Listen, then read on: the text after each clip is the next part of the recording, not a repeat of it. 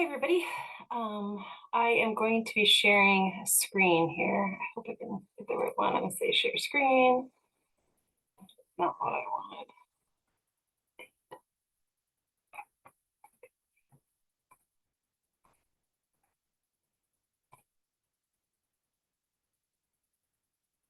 Oh, that's my screen. Let me find you. Okay, I'm so sorry. Okay, here we go. Let me get back to you. Now I'm going to share screen again. Got the right one. Okay. So what are the principles of the U.S. Constitution? So hopefully you can see this. I have the website right up here. I don't know if you can see that on the screen. I hope you can. But it's www or https worldhistory.us, American history. What are the principles of the U.S. Constitution? And when I did a search, I just typed in what are the principles of the U.S. Constitution. So easy peasy. And so we're going to get right into it. They list 7. I want to start off with the last one because it talks about the difference between a democracy and a republic. So I have a picture that I took for cheat notes on that. I'm gonna read this to you first, and let's go to the bottom.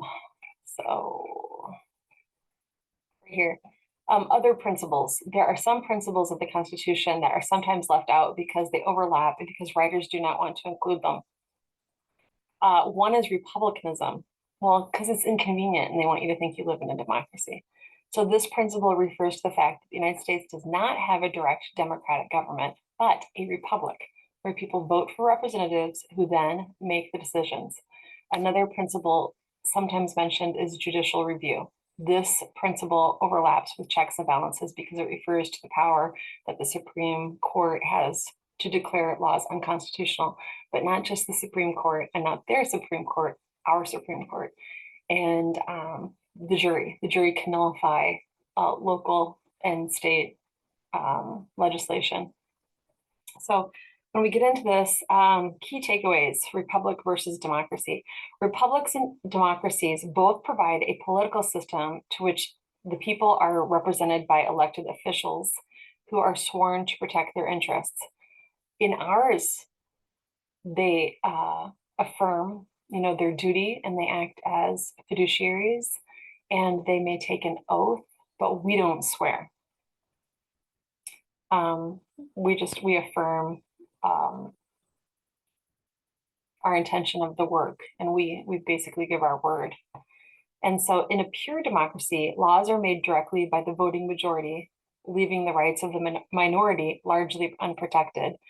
And we have never had a majority vote for anything in this country. We have such a large population that even in their corporation elections, they don't get a majority vote of the people for those. And so that's why we love the land and soil jurisdiction self-governing, because you govern at the county level, so you can go and you can participate in your county for all of the local things that are happening under your sheriff and under your local officials that you elect, the people elect. And then you will send somebody from your county, or you may vote for somebody in your state assembly to take a state official position. And so anyone that is an ASN can vote. An ASC may serve in that role of official, and then an ASC can serve in the role of being on the General Assembly. So in a pure democracy, that's mob rule. That's just, the bigger group of people getting their way, and you're not looking at the rights of the individual. That's why we have never been a democracy and we never will be, is because we uphold the rights of the individual. They're very important to us. And we would never squash an individual's rights by the mob deciding. Remember, democracy is if the majority of your neighbors decide to kill you and eat you and take your stuff, that's democracy, which is terrible. In a republic, laws are made by representatives chosen by the people, and they must comply with a constitution that specifically protects the rights of the minority from the will of the majority. And when we have an official, they are not like the de facto corporation representatives, where they get there in Congress and they're there for however many years, and they have no fiduciary responsibility, and they don't even have to vote the way the people back home want them to vote. Once they get there, you've given up your proxy, and they are pretty much free range. They're doing whatever they want, and they have no accountability, and you can't call them back. So there's that. And then when you look at this other one, another principle mentioned is judicial review. We can look at any of the corporation's legislation and we can nullify it because we can deem it unlawful and take it out and send it back to them and have them have to look at it and rewrite it. The state legislates and they have jurisprudence, which means something may not have even happened yet and they're already trying to legislate against it, as if they have a crystal ball and they're assuming and presuming what people may do wrong. And so they create this legislation. Or, you know, perhaps something starts happening, like here in Iowa, you had like the transgender changes going on, and it was happening with minors and kids that were underage, and they were being given hormone therapy, or they might be surgically mutilated so that they can never be their natural selves again. And when you look at the research, 96% of the people that go through the transgender transition surgery commit suicide. And so, you know, this is a tragedy. And there's something else going on that needs to be addressed. And if there's gender dysphoria, then we have to address the gender dysphoria. But right now, we're living in a society where we have media that perpetuate that incessantly on us. So of course, and then again, you have to look at, you know, any chemicals being put in the food to create gender dysphoria.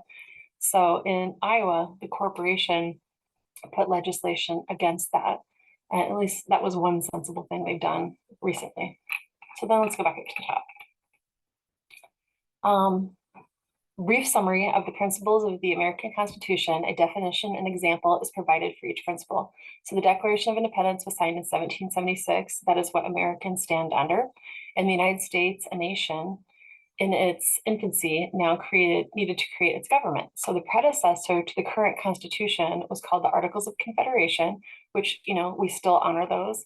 And because of its many flaws, the Articles of Confederation was replaced in 1787. Actually, when you look at the Constitution is a contract of 19 enumerated powers. And so in 1787, at the Constitutional Convention in Philadelphia, Pennsylvania, miraculously, you know, by the hand of God and providence, the Constitution was put together and agreed upon. There are 7 principles that the Constitution of the United States of America is based on, and every one of its 7 articles will refer back to at least one of these principles. Understanding the Constitution is impossible without understanding the basic principles that it was created from. And then remember that the Magna Carta was very much a guiding document through common law of man's rights. And that was also, you know, looked at, researched, and was a reference for our founding fathers. So we the people, popular sovereignty. The first 3 words of the preamble to the Constitution describes the essence of popular sovereignty. The power in the government of the United States comes directly from the people. So this is it's a simple concept, and one that is the basis of any democratic form of government. Remember though, we are not a democracy, we are a republic. They always want to put that in here. And you saw the flag at the top, so wrong flag. Article 1 of the Constitution, remember there are 3. There's a constitution for the municipal, which was the Pope, the papacy. There was a constitution for the British territorial government, because we didn't have a navy and we contracted with King George III to provide us a navy. And so we had a contract or a constitution with him. And then we had the American Constitution, and that was for our branch of our government. So Article 1 of the Constitution covers the legislative branch of government, which is directly elected by the people. The legislative branch is the only branch of government that can create laws which govern the people of the United States. And so if you've heard Anna talk, you will hear about public statutes. And that's why they have to be ratified by our Congress. And so when you look at, I think it was the 14th Amendment and the 13th Amendment that they talk about, those were never ratified by our Congress, perhaps theirs, which was a de facto corporate, but not ours. Limiting the power of government was extremely important to the founding fathers who had just overthrown a tyrannical king. The government of the United States is limited by our written laws. The principle of limited government is seen through the Constitution. For example, the First Amendment to the Constitution, which is freedom of speech, forbids the government from controlling what people say are right. And so we experienced that a great deal during the pandemic when people were accused of spreading disinformation. And so they were trying to take away the right to free speech, and people would be silenced, on online platforms, or they would be attacked for saying things and speaking out, and they would be suppressed through, if you look at big pharma in cahoots with IT, like Google, they would have people silenced and have their information taken down or not available because they were being censored.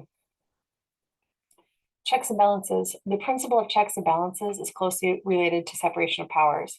This principle explains the concept of each of the three branches of government having the authority to check the power of the others. So the president checks the power of the legislative branch by vetoing bills. The legislative can check his power by passing bills with a 3/4 majority, while the judicial branch can check the power of the legislative by declaring their laws unconstitutional. And then you look at, again, our ability on the American land and soil jurisdiction, where we can look at any legislation and nullify it and send it back to them that we deem inappropriate and unlawful. Individual rights. Individual rights are a principle of the Constitution, which is dealt with primarily in the Bill of Rights. When the American Revolution ended and the new nation was developing its government, many citizens were worried about their individual or unalienable rights, and they didn't want them trampled on by the new government, just as they were trampled on by King George III. So ratification of the Constitution was made possible by adding the Bill of Rights, which is the first 10 amendments to the Constitution. Most of these amendments deal with the basic human rights, such as freedom of speech, the right to bear arms, no cruel and unusual punishment, and so on. Federalism is the principle of the Constitution which splits power between a national or federal government and the local governments. This principle is important because the Articles of Confederation failed because there was no strong central government. Without a strong central government, countries are weak and vulnerable. Federalism creates a strong central government while maintaining strong state governments as well, as which are necessary to handle regional problems. The reason why we wanted to have our federal American government is because we wanted all the states in unison to interact in the international but global jurisdiction. And so we did not want, for example, China to come over and only deal with Iowa and somehow be more vulnerable and be taken advantage of or have something happen. And so we wanted a unified front, essentially, with all of those different nation states working together and having our needs met on the international global scale with, that American federal contractor. And then that leads us to the other principles again. So hopefully this brief video is helping in understanding some of the basic principles behind. So we'll just review really quick. The government is completely getting their power from the people. Government is limited, and we don't want tyrants. And essentially, under the de facto corporate, we've seen that. We've seen more tyrannical forms of government. We want a separation of powers. We want checks and balances. We want the rights of the individual upheld.